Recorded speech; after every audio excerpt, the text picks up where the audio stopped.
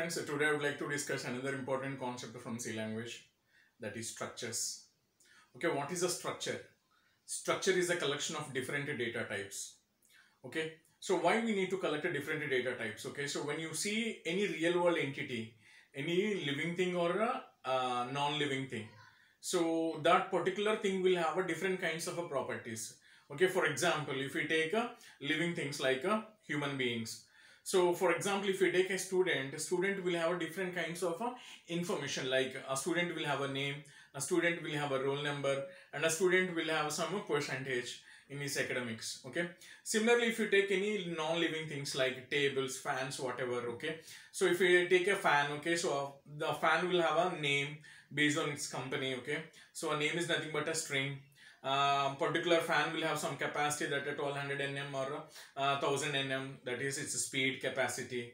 Okay, so it will have some color, so what kind of a color it is. Okay, so that means similarly you can have some price for the fan, that is a float value. Okay, so when you look at this, all these properties like human beings or non-living things like fans, tables, whatever, you take any item. Okay, so that will have all these properties. Okay, so if I want to store information of a student as a single entity, that is, if I want to store information of a student like his name, roll number, average, so I will have a this structure concept will be very useful for this kind of applications. Okay, so we I'll try to tell you that starting from the beginning. So if I take a variable can store only a single value.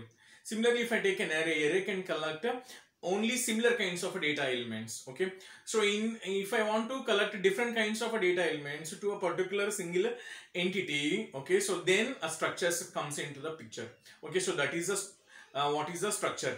Okay, so then how to create a structure in the C language. Okay, so for creating the structures, okay, we need a keyword called struct. Okay, so if you want to create a structure, you need to have a keyword called struct. Okay, so I'll show you the syntax or the grammar rule to create a structure.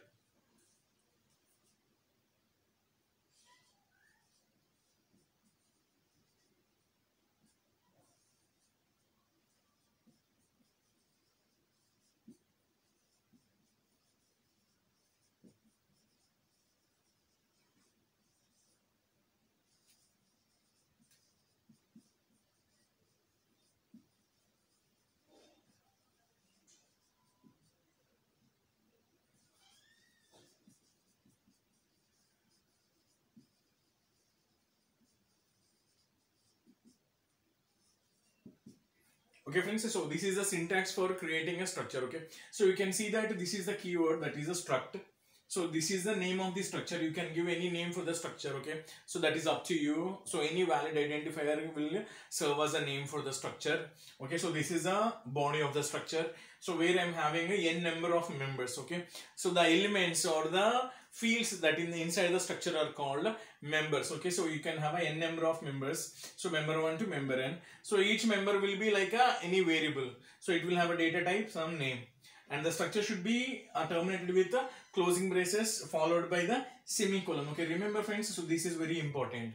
Okay, so you have to close every structure with a semicolon, so that is called a structure. Okay, this is called a structure syntax. Okay, we can call it as a structure declaration. Okay, so what is the importance of declaration? Okay, so declaration is nothing but like a model. Okay, it cannot reserve or occupy any space. It's just like a blueprint. Okay, so that means if when you're constructing a house, if you get a blueprint for the house, it doesn't mean that that is a house is constructed. Okay, so when the house is constructed based on the blueprint, if you get all the bricks and cement and all those things and you hire some people and they will construct the house, then the actual structure will, that house will be in a physical form. So in that way, so this is like a blueprint. Okay, so how this or when this particular structure will have a physical form means when you create variables for this structure. Okay, so how to create variables for the structure, I'll tell you that how to create variables for the structure. So variables can be created between these closing brace and semicolon like this. Okay, for example, something like a variable 1 comma variable 2. So you can declare n number of variables between the closing brace and the semicolon. Okay, so this is one way of creating a variables. Okay, so another way is, so inside the main function, that is int main. So here I can declare my variables like struct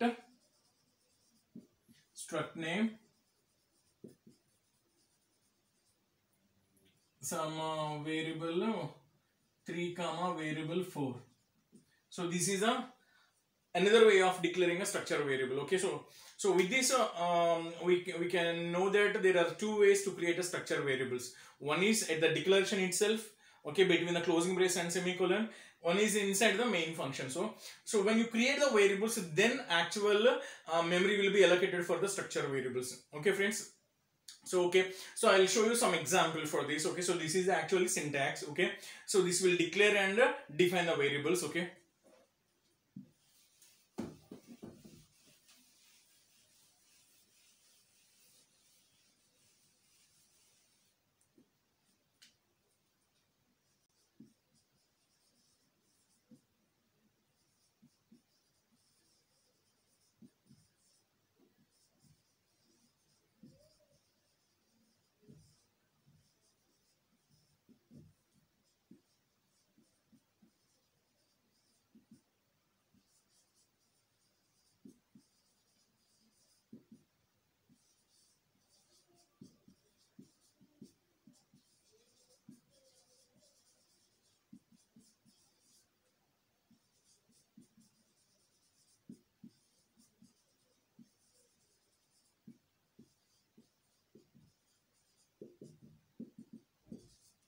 okay friends, so this is how you can create a structure variables. Okay, so here I have declared a structure called student. Here struct is the keyword, this is student is the name of the structure. Okay, so it is having three fields. So one is the name, another one is the roll number, and third one is the average. So if you take the name, this is like an array. Okay, so this is a character array, that is nothing but a string. So this roll number is an integer value and this average is a float value. That means so the members of this structure can be any normal variables. Okay, then why you calling them as members or fields? Because they are inside the structure.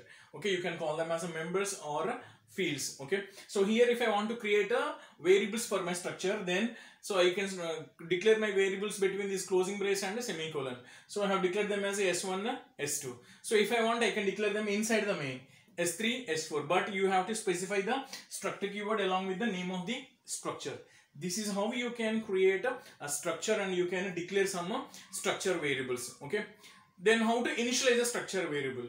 Like any normal variable, like if you declare a variable like this, some int x equals to some 100, this is called a normal structure variable. Okay, so in the same way you can initialize a structure variable also. For example, if I want to initialize this particular variable here, struct student, okay, some S3, so I can give those three values. Okay, so there are three members in the structure, that is name, roll number and average. So I can give that a name inside the double quotes like a string, comma some number, okay, some 708, some percentage, some 90.12. Okay friends, so this is how you can initialize the structures. Okay, so structure variables can be initialized like a normal variables, that is you can give the values when they are declared. Okay, so that is the first one is a string, so I have given the string, second one is an integer value, and third one is a float value. So this is the one way of doing this initializing the values. Okay, so otherwise something like you can do something like this. For example, if I'll just remove this thing. Okay, I'll show you this initialization part by highlighting this. So for example, this is a struct student, okay, S3. Okay, so I can initialize the values like this. Okay, how I can initialize is strcpy, so string copy, so S3 dot name, comma, so the name of the person, the student. So this is how you can initialize a string. So by using strcpy, because you cannot initialize it by simply putting that equals to. Okay, so this is how you can do this. And similarly, S3 dot roll number, so you can write it as a direct value 708, and S3 dot average, so you can do it as a 90.123. So this is how you can initialize or assign the values to the structure variable field members. Okay, so that means so what is the important in this particular example is, so just look at this particular line. So I am just accessing my fields with some different kind of structures. Okay, what is this particular structure? I'm using this particular dot, which is called a member selection operator. So dot is called member selection. Member selection. Okay, so how I use this member selection operator? So member selection operator will be used as a structure variable dot member. Okay, so this is how you have to write the notation, that is a structure variable dot some field name or the member of the structure. Okay, then how you can access the value. That means if you want to store values into the structure, or if you want to read the values from the structure, you need to use this dot operator. So this dot operator is called a member selection operator. Okay friends, so this is how you can initialize, how you can assign the values. Okay, then how I can read the values from keyboard. So if I want to get the values during execution, so then how I can do that? So I can do that like this. Okay, so this is my structure variable. Then I can ask for the value. So like printf enter student name. So enter student name. This is how I can do this. Get s3 dot name. So it's very easy. Since I want to read the string, I am using this getS function. So s3 dot name. So similarly, I can read both the values at the same time. So enter roll number and average or percentage. So in that case, I can use this scanf function. So that is a %d, %f. So first one is address of s3 dot roll number, and second one is the address of s3 dot average. So this is like normal variables, but what I am doing here is a structure variable dot followed by the member name. Okay friends, this is how you can read the values from the keyboard during execution. Okay, so you can read the string, you can get the value. Similarly, if I want to print these values, so simply I can print these values like this. So printf name equals to %s slash n s3 dot name. Okay friends, so similarly it's very easy. Okay, like how you print the normal variables. Okay, so if I want to print the name, just I'm using a %s, that is nothing but for printing the string. So I'm just printing that s3 dot name. Similarly, for printing the roll number, I will use a %d. For printing the average value, I'll use a %f.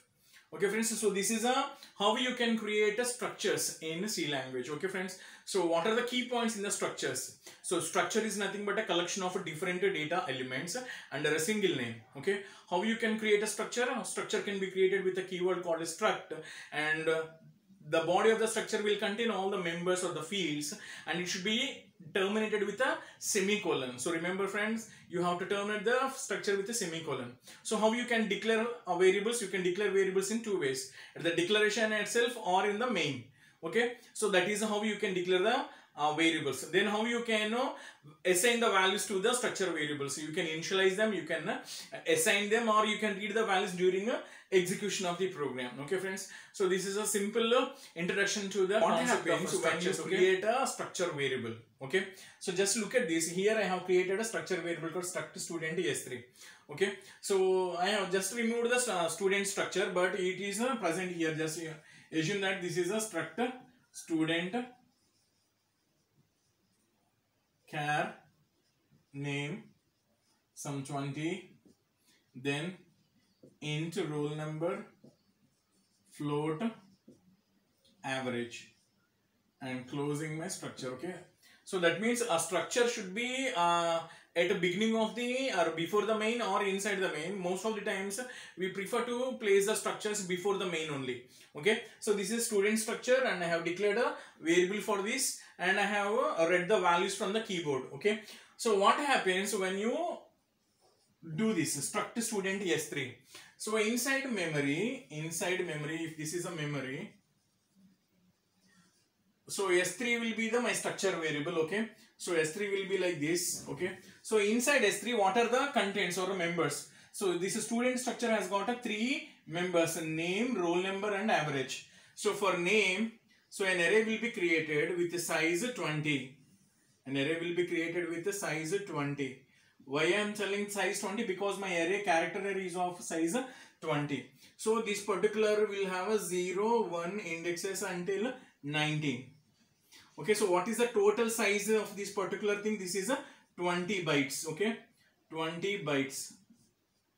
The total size of my name is a 20 bytes. Then I am having a roll number. So what is the size? 2 bytes. Why I am calling it is a 2 bytes? Because this is an integer type.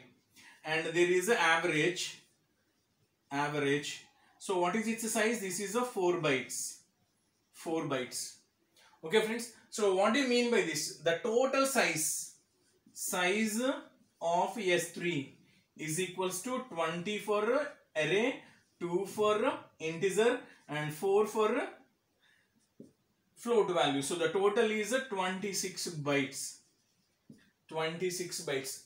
Okay, remember friends, so whenever you are creating a structure, okay, what is the size of the structure variable will be the total sizes of all its members.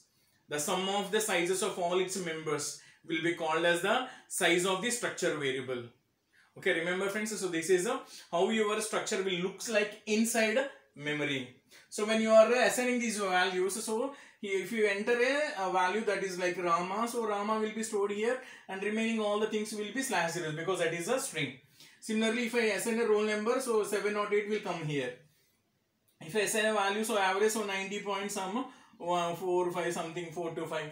So that value will get stored here. When you're printing those things, that will be get printed on the screen. Okay, so I'll show you how to execute a simple structure program. That means I will discuss how to create a simple structure and I'll show you the execution and you can see the output.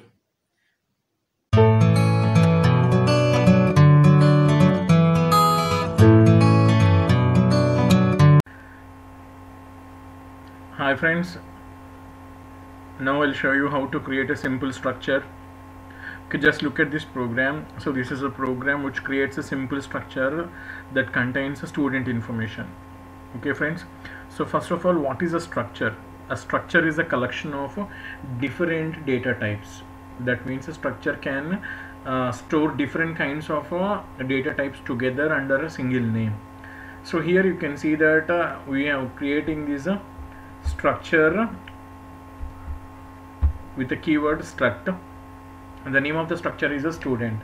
Okay friends, so whenever you want to create a structure, you have to use this keyword called struct followed by the structure name. So the structure name can be any valid identifier. Okay, so every structure contains some fields. Those fields are called as members. Okay friends, so here my student structure is having 3 members, that is name, roll number and average. So name is of string type, roll number is of integer type and average is of a float kind of a thing. So and every structure should be terminated with closing braces followed by semicolon. So this is how you have to close structure. You have to close the structure with closing braces followed by semicolon friends. Okay, so this is how you can declare a structure. So this is called declaration of a structure. Okay, so what is the specialty of a declaration of a structure? So declaration of a structure tells that what is the name of the structure and what are its members.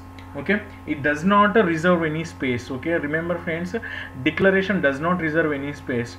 For reserving space for the structure, you need to declare a structure variable. Then only memory is reserved for your structure. Okay, then what is a structure? So structure declaration is like a blueprint. That means a model. So with the model you can create the real things. Okay, the real things will be the structure variables.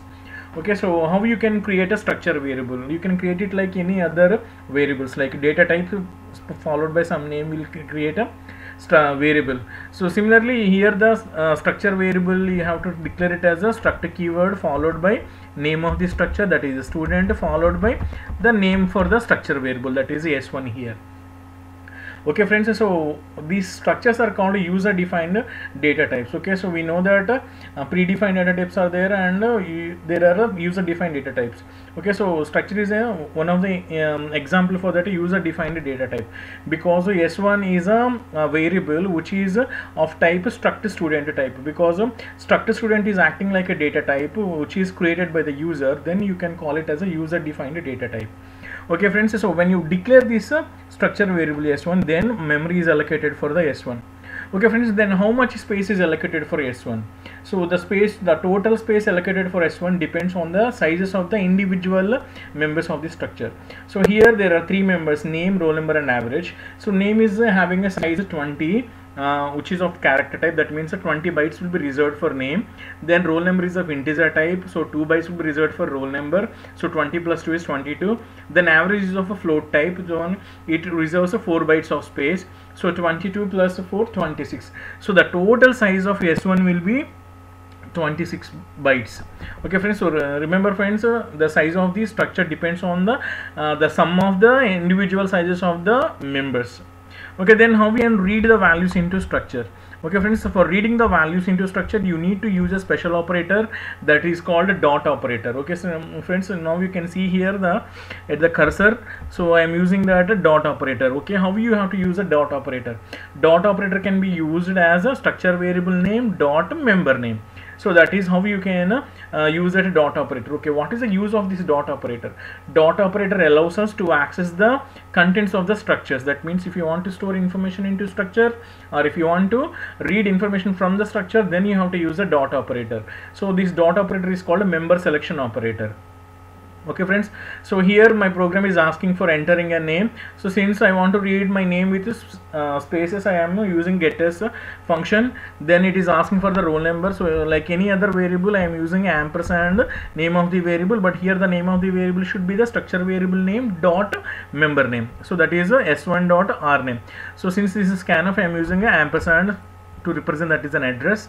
So again I am reading that average. Okay friends, then I want to print all the details, that is name, roll number, average on the screen. So here I am using this printf statement that prints the student details. So that prints a name, roll number and average. Okay friends, so this is a small program that will create a simple structure in C. Okay, so we'll see how this program will get executed. Okay, I'm just executing this program. Okay, so there are no errors and all those things. So it is asking me for the enter the name for the S1. So I am entering the name, so with the spaces friends. Okay, so I am entering it, so my name. Okay, then it is asking for some roll number, that is an integer value. I am entering 708, and it is asking for the average, so I am entering it as a some average value. So you can see that a name is so and so, roll number is 708 and average is so and so. Okay friends, so this is how a simple structure can be created, and how you can store information into the structure, and as well as retrieve the information from the structure.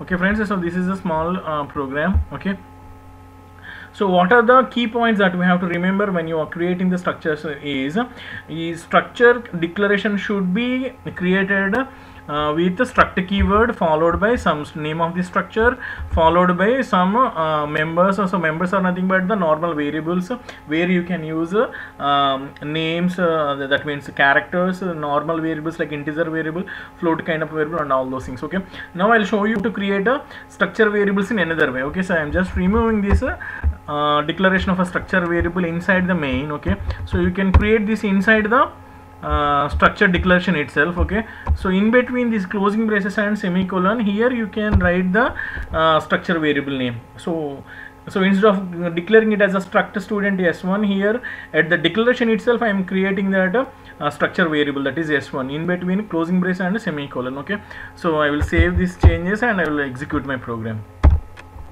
Okay friends, so you can see that the program still executes, so even though you have changed that statement, because both the statements are the same. Okay, now I am entering my details like this.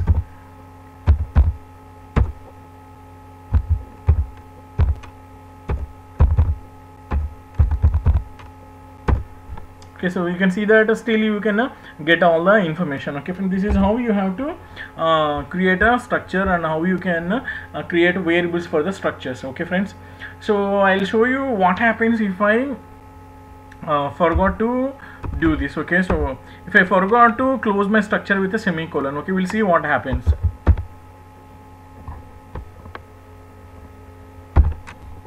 Okay friends, so you can see that there are 3 errors in my program. Okay friends, so what do you mean by that 3 errors? There are too many types in the declaration. So that is because you have removed the semicolon at the end of the structure. So remember friends, whenever you create a structure, you should end that structure with a semicolon, so like this. Okay.